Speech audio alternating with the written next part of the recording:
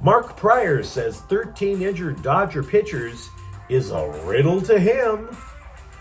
The Chargers keep their options open in the aftermath of the NFL draft, and UCLA learns during spring football that they really miss having defensive linemen. Good morning. I'm James. And this is your daily dose of sports and snark for the greatest sports city in the world, Los Angeles. This is the Faithful Angelenos Morning Report. So it's April 30th, 2025. Hey, do you like being in the know about LA sports? Well, if you do, click the like button. Click the subscribe button. There's a notification bell. Hit that. It'll let you know when we drop new content. Sharing is caring. Let people know we exist. And by all means, comment. Now we have an expanded look at the scoreboard because there were a couple of pretty important games last night.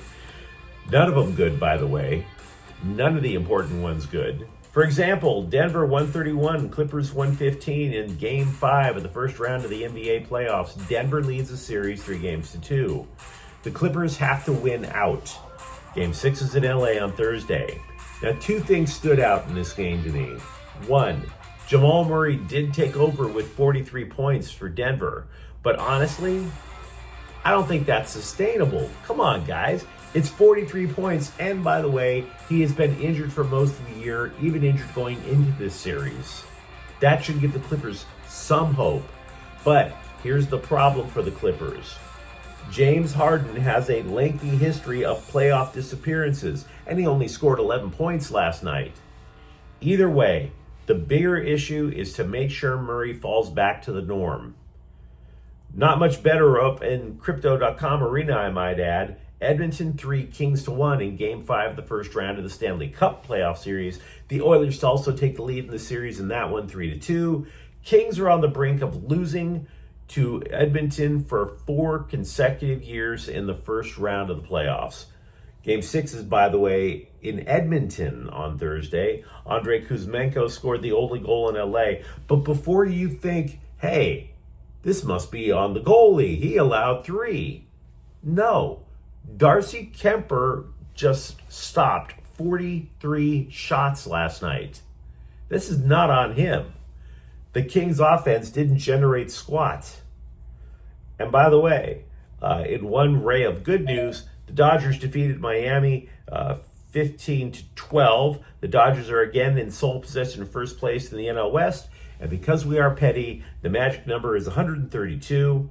As for today, Miami's at the Dodgers at noon, and Mini Scrotum is at the Lakers at 7 in Game 5. The Lakers are down in the series 3-1. Redick told the Scribes yesterday that the lineup is to be determined. Ooh. What do you say with all that out of the way, we get to the news, because there is a ton to talk about. After weeks of searching, they sent out an army of private detectives, student loan debt collectors, you get the idea. The Scribes have finally found pitching coach Mark Pryor to talk about why the Dodgers keep injuring pitchers again. The Scribes dragged him into the basement, handcuffed Pryor to a chair under a single hanging light bulb, and asked questions about his deepest passion, which is apparently masochism. This year, no team, and I realize the season's only been around for about a month, but no team has gotten fewer innings from their starters than the Dodgers.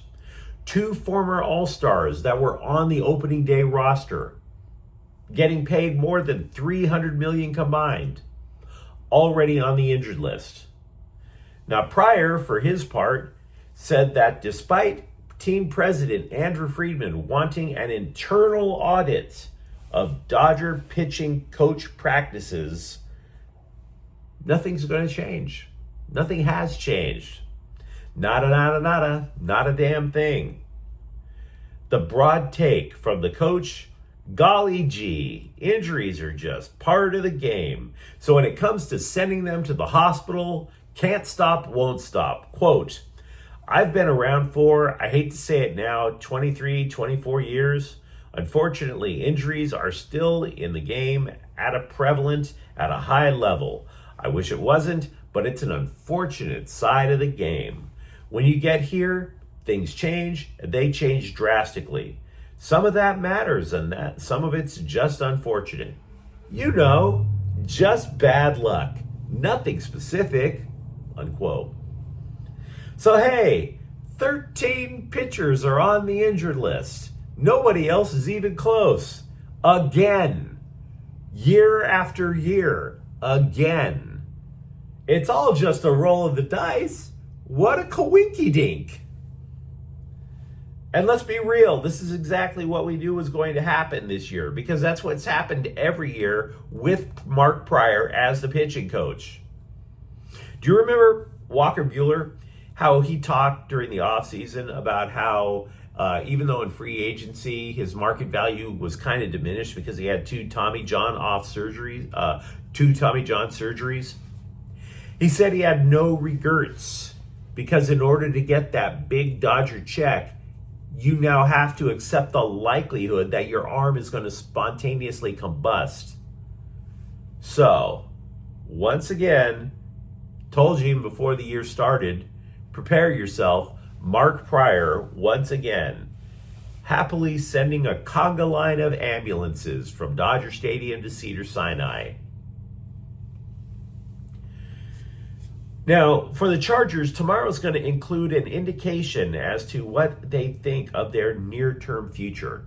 May 1st is a deadline for NFL teams to exercise fifth-year options on their first-round draft picks from 2022.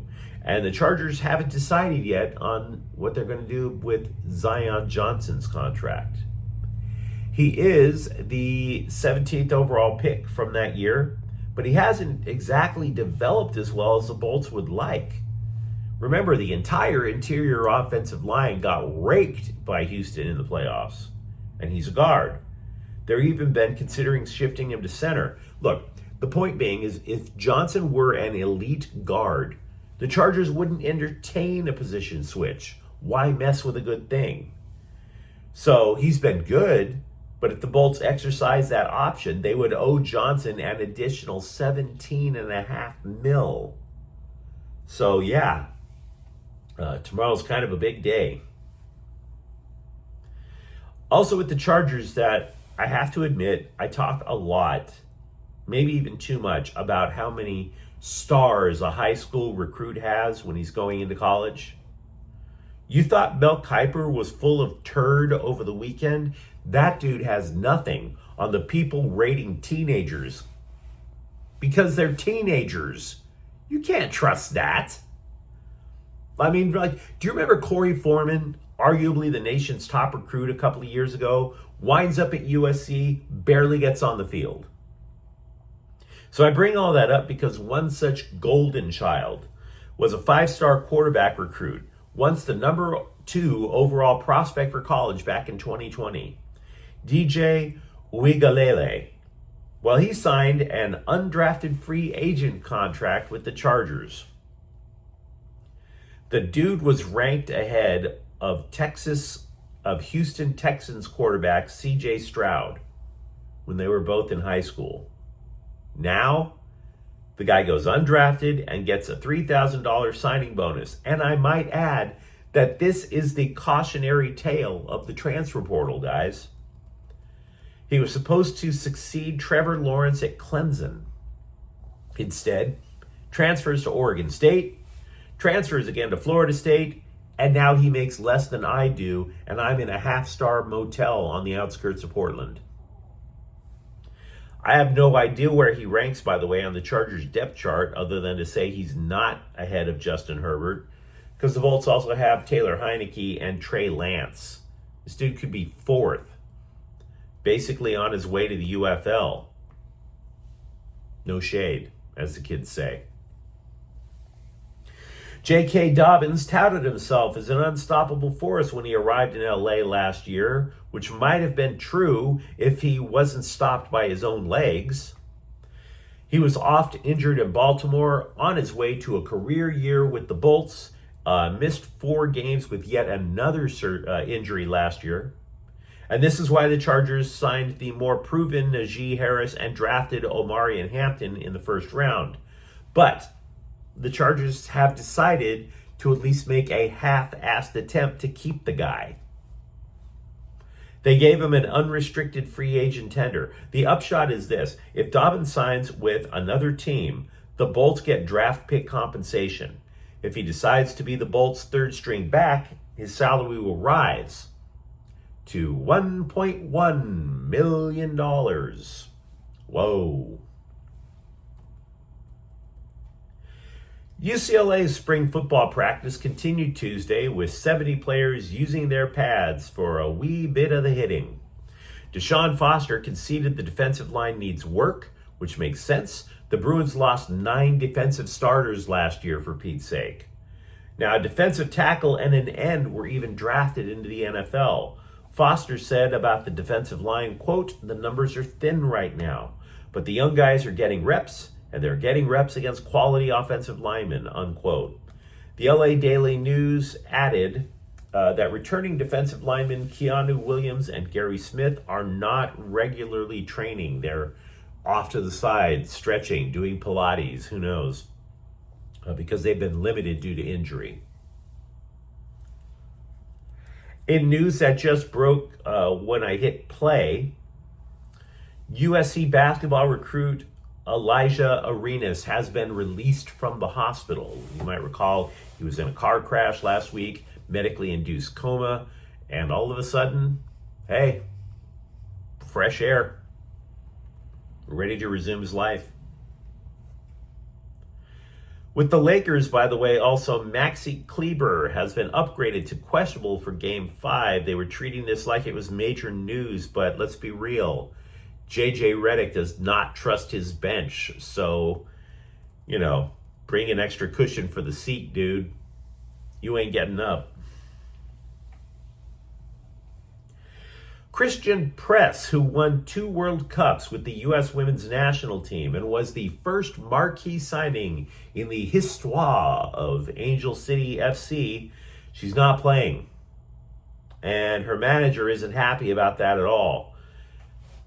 Denise White went to the Angel City Instagram account as opposed to calling the general manager or the coach and asking privately. White goes, quote, "Christian Press needs to be starting. How do you have a 2-time World Cup champion and an Olympian and not start her? It would be different if she was still hurt, but she's completely healthy. You have a Ferrari in the garage, but not willing to take it out.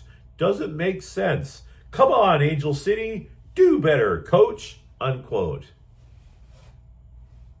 Now, let's put aside the part about comparing a grown woman to a sports car. I mean, when I was single, if I told my girlfriend that I'd like to take her out for a test drive, I don't think that woman would wind up being my wife. Just want to drive you around the block a little bit, girl. Yeah. But let's just answer the question. Christian Press, and no disrespect to her, because, again, she does have 2 World Cup titles in her resume. She's not playing more because she's 36. And she had undergone 4 surgeries on her knee. 36 and a bum knee is not a recipe for playing 90 on the soccer pitch. Because meanwhile, you have Alyssa Thompson, who is just 20. They play the same position, and she's being talked about as the future of the U.S. women's national team.